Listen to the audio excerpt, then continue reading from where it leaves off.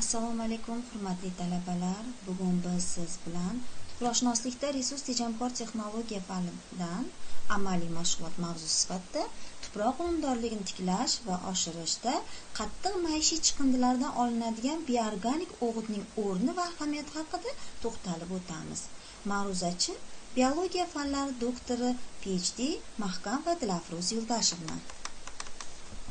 Bizga ma'lumki, dehqonchilik mahsulotlarini yetishtirishda yerning unumdor bo'lishi muhim jihatlardan biridir. Ayrim hududlarda yerlarning hosil berish ko'rsatkichi kamayish kuzatilmoqda.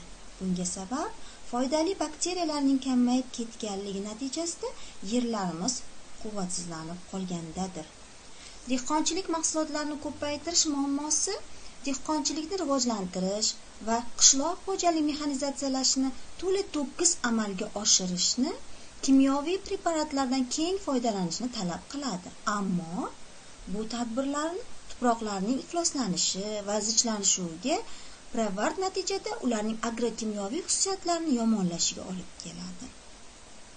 Bunga yo'l qo'ymaslik uchun tuproqlarning tabiiy melioratorlari bo'lgan jonivorlarni o'rganish va ulardan samarali foydalanish tadbirlarini ishlab chiqish zarur.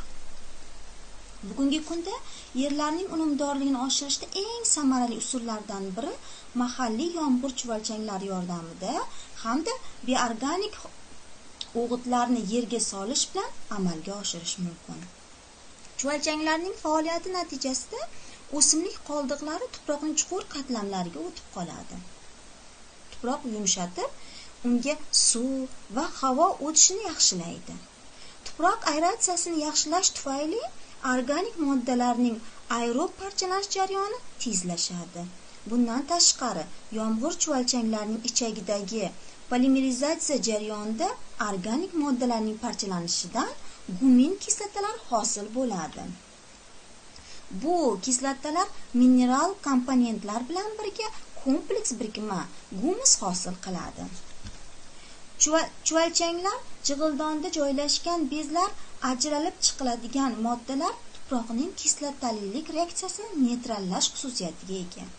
Chuvalchanglar tuproqni ichagi orqali o'tkazib, uni 10-15% gumus mayda donador kaprolitlar holida chiqaradi.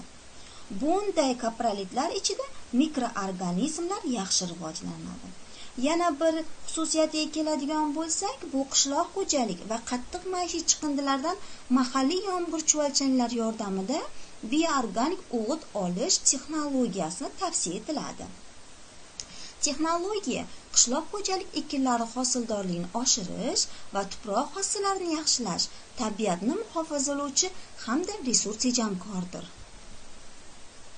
Bioorganik o'g'it qishloq xo'jalik ekinlarining hosildorligini oshiradi, begona o'tlarni kamaytirishda ishtirok etadi, tuproqlarning biologik faolligi, agrokimyoviy, suv-fizik xossalarini optimallashtirishda, gumusning sifat va miqdorini yaxshilashda, qishloq xo'jalik ekinlarining makro va mikro elementlar bilan ta'minlashda ishlatiladi. Qisqa vaqt ichida qishloq xo'jalik va qattiq maishiy chiqindilardan qayta ishlab beradi. Vermikultivatsiya jarayonida olingan yomg'ir chuvalchanglar biomassasi parrandachilik va baliqchilikda yuqori oqsilli yem sifatida va tomorqalar uchun vermikompost o'g'it sifatida samarali foydalaniladi. Tayyor bioorganik o'g'it tarkibiga keladigan bo'lsak, birinchi navbatda ushbu o'g'it tarkibida mikroorganizmlarning mavjudligi, ikkinchidan organik qorishmalar borligi, uchinchidan minerallarning borligi, to'rtinchidan tuproq antibiotiklariga egaligi, beshinchidan o'simlik o'sish uchun muhim bo'lgan gormonlarning mavjudligidadir. Bioorganik o'g'itning xususiyatlariga keladigan bo'lsak, birinchi navbatda tarkibida nazariyasidan qaraganda gumus boshqa o'g'itlarga nisbatan 4-8 barobar kuchliligidadir. Ikkinchidan, tuproq unumdorligining 15-25% ga oshiradi. Uchinchidan, tuproqni organik qorishmalar bilan boyitadi. To'rtinchidan, tuproqning makroflorasiga ijobiy ta'sir ko'rsatadi. Beshinchidan, tuproqning mikroorganik oziqalar miqdorini keskin oshiradi. 6-dan namlikni yaxshi saqlaydi. 7-dan mexanik jihatdan kuchli granulardan tashkil topgan. 8-dan o'simliklarning o'sish qobiliyatini 11-24% gacha oshiradi. Eng muhimi, hosil 2 hafta oldin pishib yetiladi. Biorganik o'g'itning eng yaxshi yana 10 ta ta'sirini sanab o'tamiz. Birinchi ta'siri o'simliklarning o'sishi uchun juda ham foydali.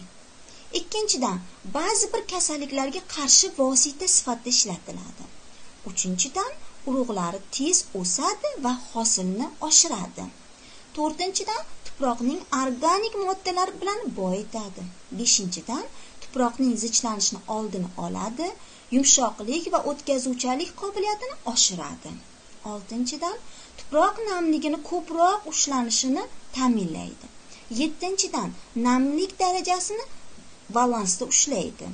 8-dan, ba'zi turdagi patogen bakteriyalar sonini kamaytiradi. 9-dan, tuproq agrokimyoviy xususiyatlarini yaxshilaydi. 10-dan, qishloq xo'jalik samaradorligi va sifatini yaxshilaydi. Mahalliy yomg'ir chuvalchanglari, qattiq maishiy chiqindilar qayta ishlab chiqiladi va olingan biorganik o'g'itlarni qo'llash asosida tuproq unumdorligi oshiradi. Ushbu texnologiya orqali olinadigan o'g'it resurs tejamkor, yuqori samaradorlik, ekologik xavfsiz va sof mahsulotdir. Tuproq unumdorligini oshirish foydalaniladigan biorganik o'g'it fermer va dehqon xo'jaliklari hamda tomorqa yerlardan foydalanish mumkin. E'tiboringiz uchun rahmat.